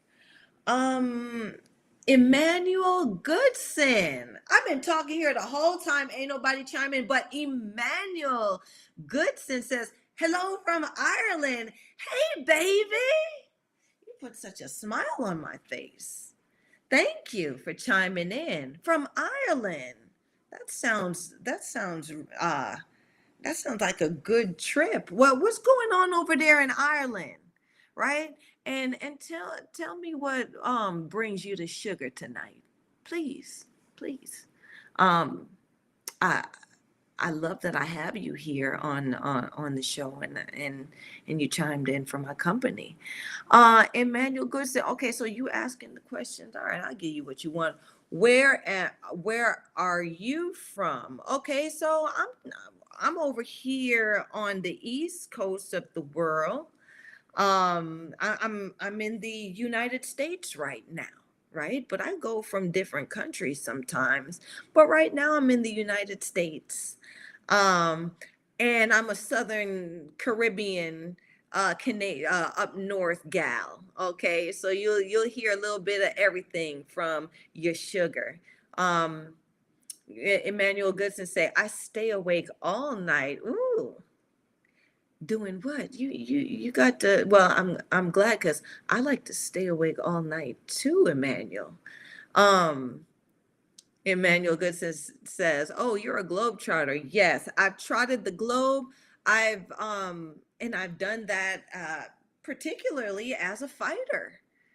I've done it as a fighter, and so this is my platform to talk about my career and my experiences and what the perspective of globetrotting as a woman boxer, as a female fighter in the game, at what the life is really like and what it means to make money and to build your value and your name, behaving badly all over the world.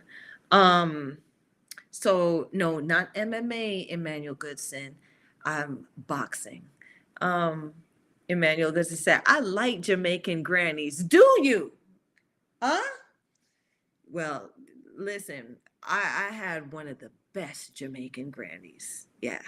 My granny, my family's Jamaican. I was raised by my Jamaican granny, who also relocated to the United States, and her friends were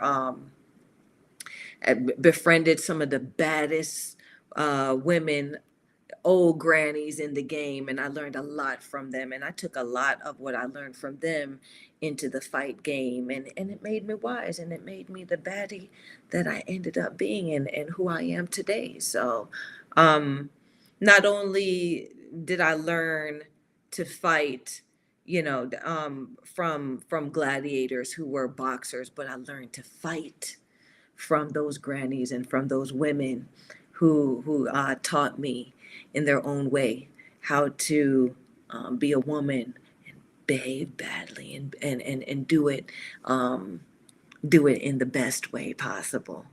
Um, Emmanuel Goodson says foxy boxing is cool. Okay. Yeah, well, we got foxy boxing. We got all kinds of boxing, right?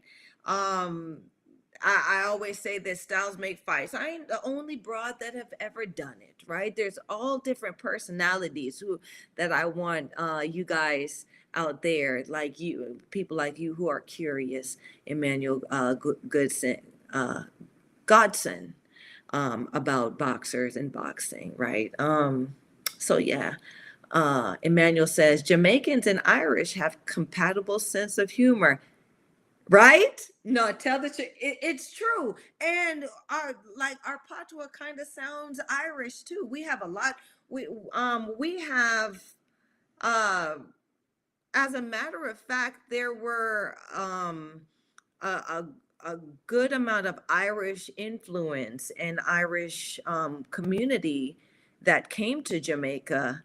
I believe where were were they in St. Elizabeth? I'm not sure, but there's still a community of Irish people in Jamaica, and it's still, the Irish patois still comes out, and it influences who we are. Out of many, one people. Out of many people, one. And that's what the message of Jamaica is. And that's why everybody love Jamaica and everybody love become Checkwe down in Jamaica, because it's just a wonderful organic fusion of everything good of everyone who's ever been there. Um, Emmanuel says, "You'd probably kick my ass. I have never had a fight in my life." Ugh, you would want to. I listen, Emmanuel. I don't necessarily want to fight. I get paid. I like to fight. And I get paid to fight, but I wouldn't think about fighting somebody right off the bat. I like to get to know my people that chime in, and I like to get to know you before I think about fighting you. Now, what I would love to chat with you about what kind of fight you do like, right? You like it rough? You like it smooth, right? You like it soft, you like it hard. Like, tell me what kind of fight you like, right? Because really that's what it is. The type of fighter you are is just like the type of lover you are. Yeah. Their styles make fights, okay? And it's all about the performance. Um Emmanuel says, we were slaves too, sent to the West Indies. Yeah, so Irish, there were Irish slaves, and I think the Irish slaves were sent to um, uh, Barbados, and Irish slaves from I know were sent to Jamaica. There may have been other places in the Caribbean, but yeah, y'all are tied on a tie up with we. So ain't no harm, no foul. I think uh, a lot of our stuff just mesh and meld together. Um, Emmanuel says, I like the fights where I don't get hit. Well, sometimes it's the hit. It's sometimes when you get hit, it ain't the hits that hurt. Okay, sometimes you can get the hits that feel good, right? It all depends on the fight that you decide to get into. That's why I like to talk. Like, you done got sugar started, right? I was here talking about box rec being in trouble, and now you done got me uh chatting about what I like. Fight. Right? And the different types of fight. Yeah, so now styles make fights. And even in the ring, I've you finesse, right? So, in front of your opponent, you have opponent, not everything. That's the thing about people think fighting someone in front of you, everything hurts, everything hard, everything is bad. No, there's some good parts in the fight, right? There's some good parts where you move in, right? And what it is you get the person in front of you moving in the same rhythm, and you right, and what happens is the person in front of you, they don't realize it, but they get caught up in your rhythm because it feels good. Yeah, because it's all about rhythm. The greatest says it. The best, the real goat said it. Sugar Ray Robinson says, boxing is about rhythm, right? And so if you get somebody in your rhythm, that shit feels so good. And then pop, you catch them, right? But then sometimes you get them in a rhythm, and you get close, and you come out, and you get close, and you come out, and you make them feel good getting close, and then pop. That's how that works, right? So it ain't all bad. All the hits don't hurt, right? But you got to watch out what you getting, what you opening up yourself to get hit with. That's the thing. Um, Emmanuel says we forgive history. Um, I the strength is to forgive history. The strength is forgiving history. But we don't forget.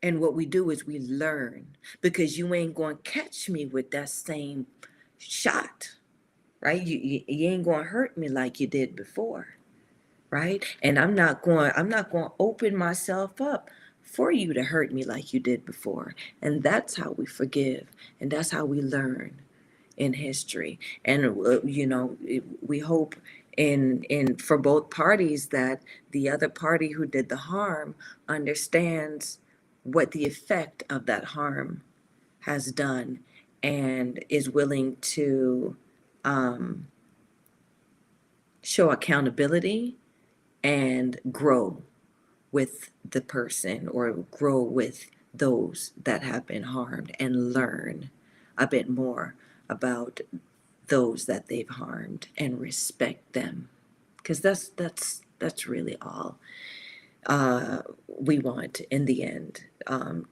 to be acknowledged and respected for our culture and who we are. um Emmanuel says, "Do you know Katie Taylor, Irish champion? She's a good girl." Listen, Emmanuel, you might lose a friend right now. I do know Katie Taylor, and I was just talking about Katie Taylor. Katie Taylor is a good girl. Katie Taylor is a good champion.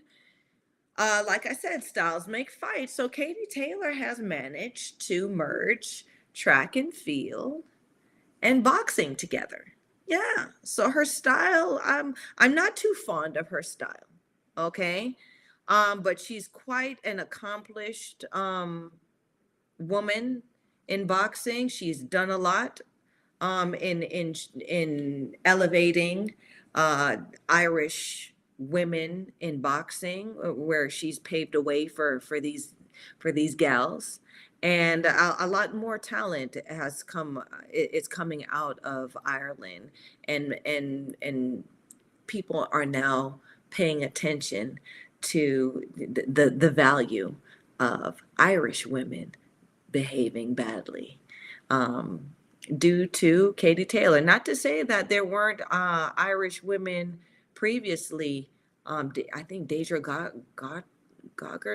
Gottery, something like Deidre. There was old school Irish women whooping ass, but Katie Taylor has made herself into a commercial darling that everyone knows and remembers. Um, Emmanuel says, "You're too good looking to be a boxer." Thank you, Emmanuel. That means a lot. From another part of the world, that you think I'm good looking. I really appreciate that.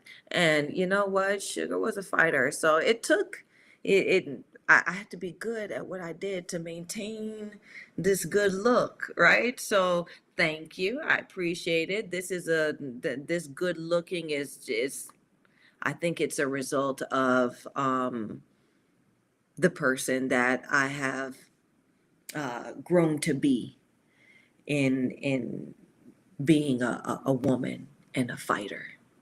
Because Roald Dahl is one of my favorite authors, and he's a kid art author. And he said something. There was something that I'll never forget. He wrote and I read when I was a little girl, and it says, "Your thoughts, you become your thoughts." Um, yeah, your thoughts project from your you look like your thoughts. So if you think horrible things, or if you think ugly thoughts, you become ugly, right? And if you think good thoughts, you are just as beautiful as those good thoughts. And so I think that's the thing that has maintained me. Emmanuel Goodson says, "Never forget," in caps, never forget. And Emmanuel says, "So you're a professional ducker?" Nah, baby. Um, Check my record. That's one thing I would say.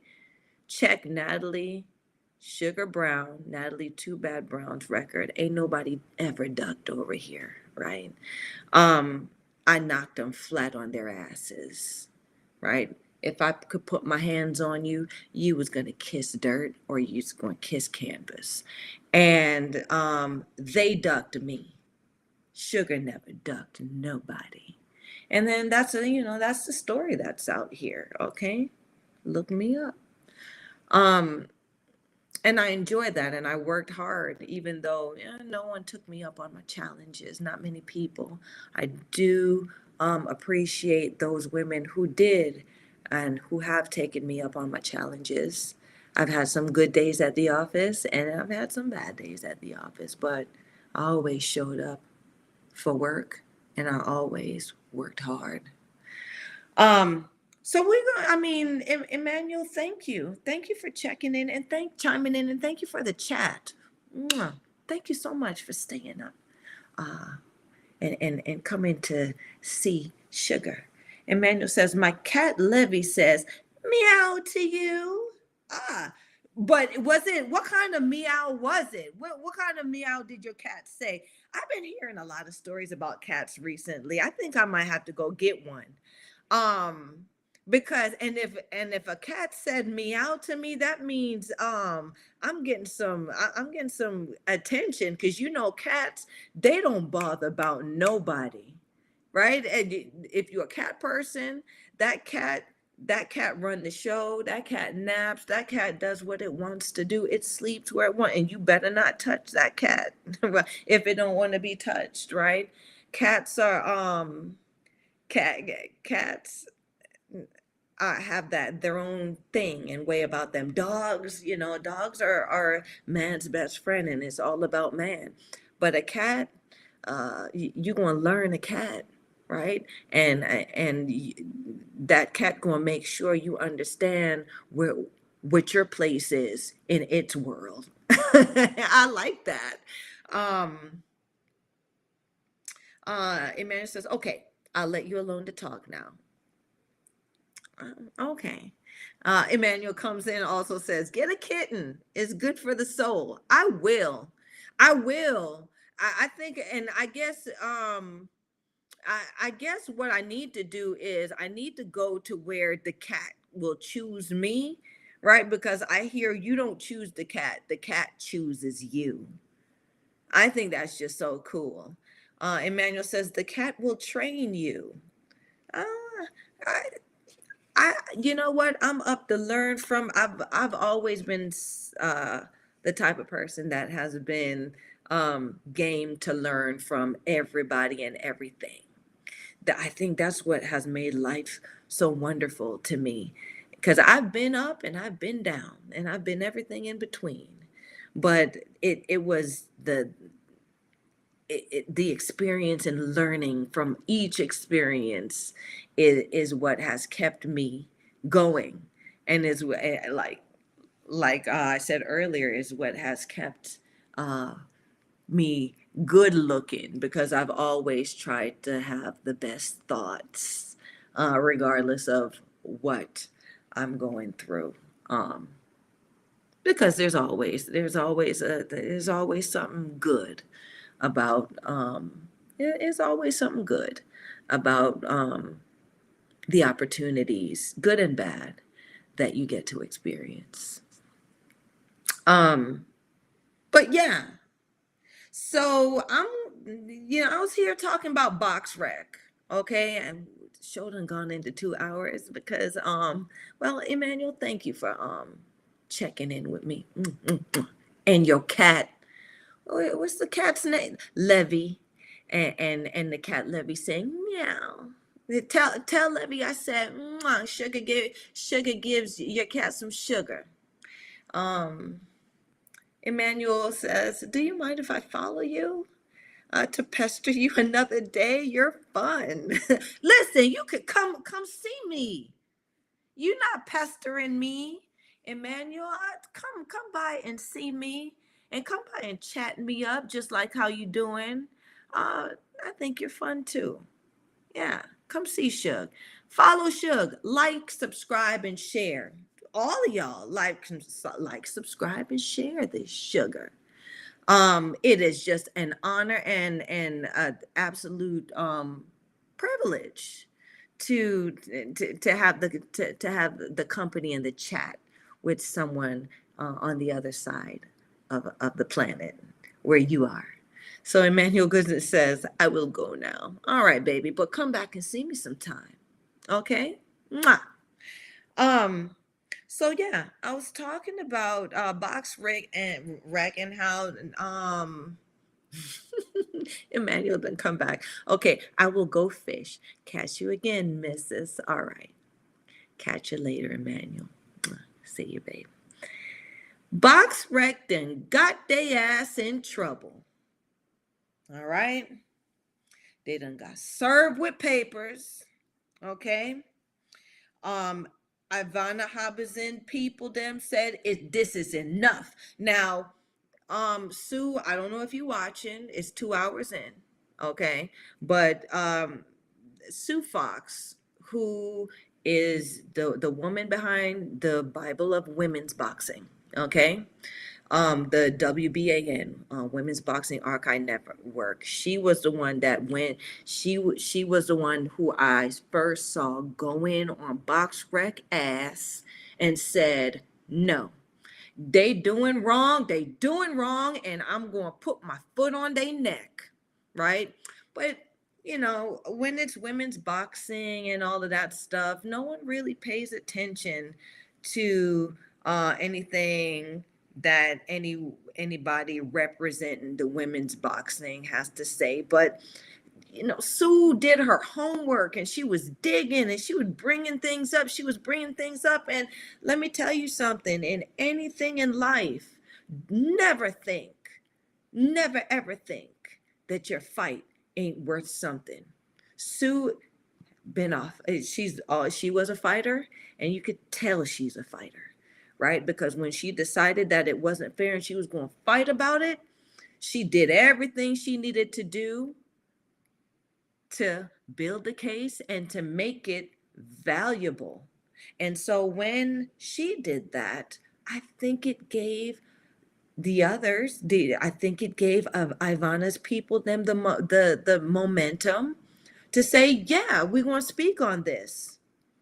And they got together their monies, and they got together their supporters, and they served BoxRec with this lawsuit. Um, Yeah, because and this is what their grounds is. Their complaint is they're bringing charges accusing BoxRec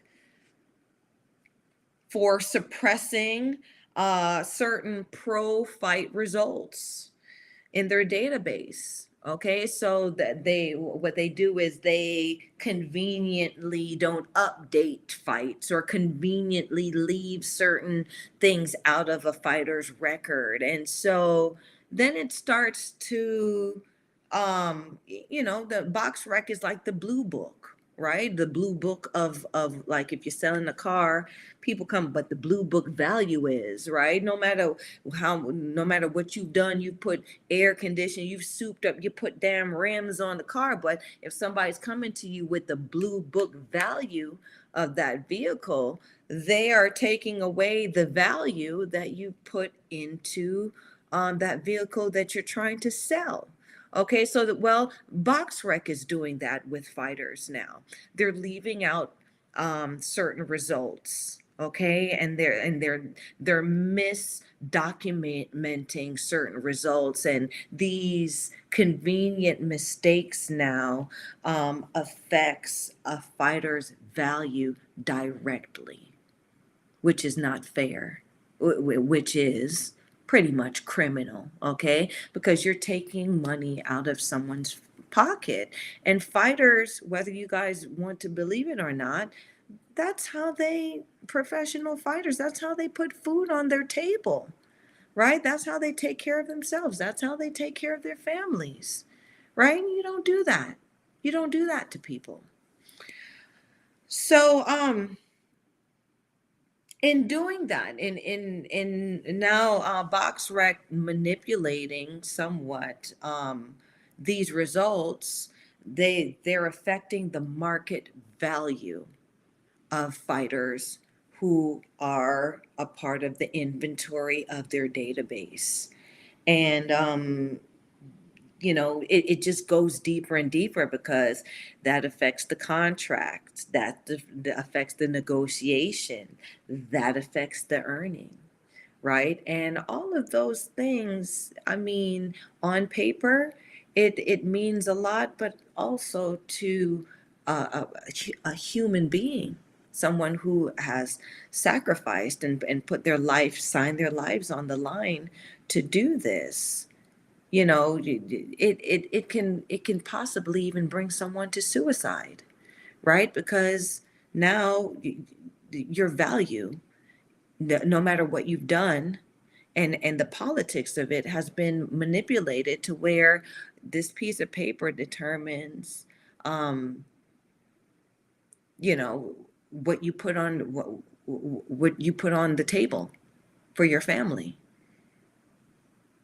That's slavery. That's not fair. That needs to be That needs to be justified. There needs to be justice with that, right? And there needs to be some kind of checks and balances. So it looks like my lovely assistant it has checked out for the night because I know that there is a good image that we had. Sue went and put them people up on her website, a picture of they ass getting served the envelope, and I just thought the audience would get a kick out of it because so the thing about it is uh we get so some people get so complacent in their power. They get so they feel like they're untouchable because they get so comfortable in the power that they have.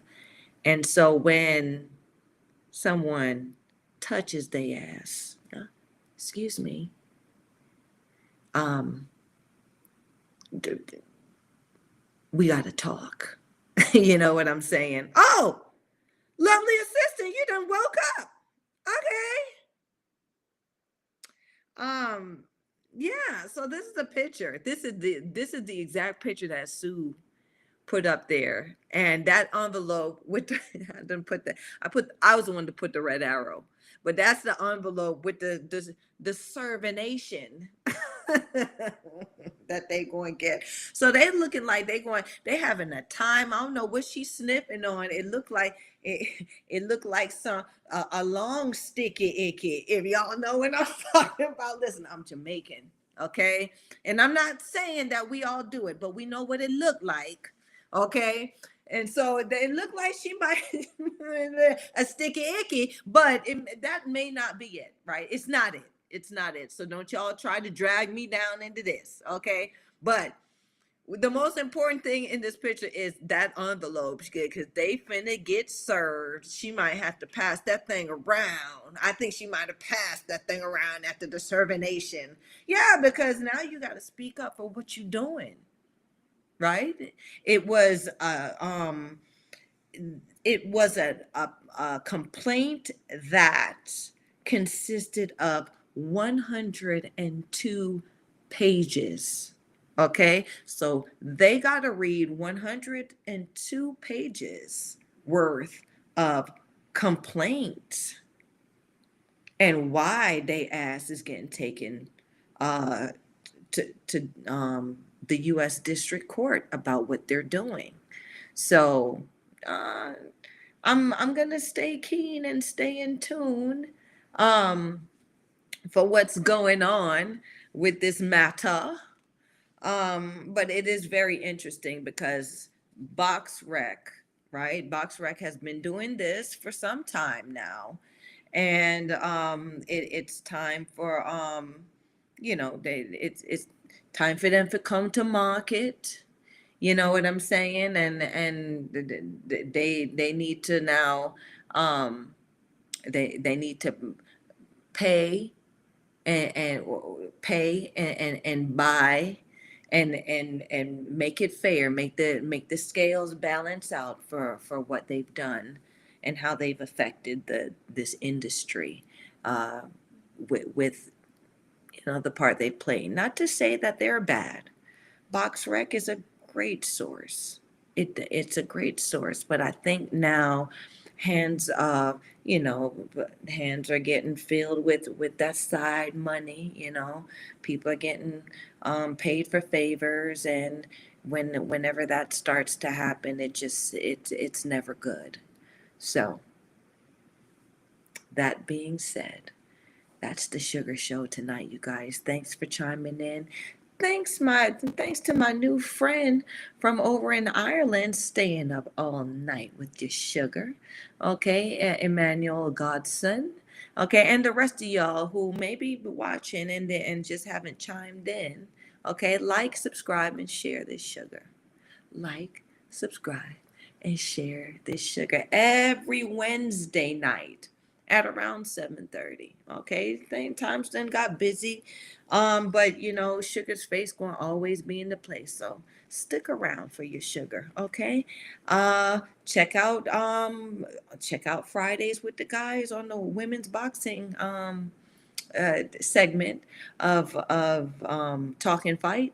And so, sometimes Sugar will chime in on down there. So if you don't see me there, if you don't meet me on there, right? Come on, see me next Wednesday. Okay? Like, subscribe, and share. But until then, bye bye. Good night.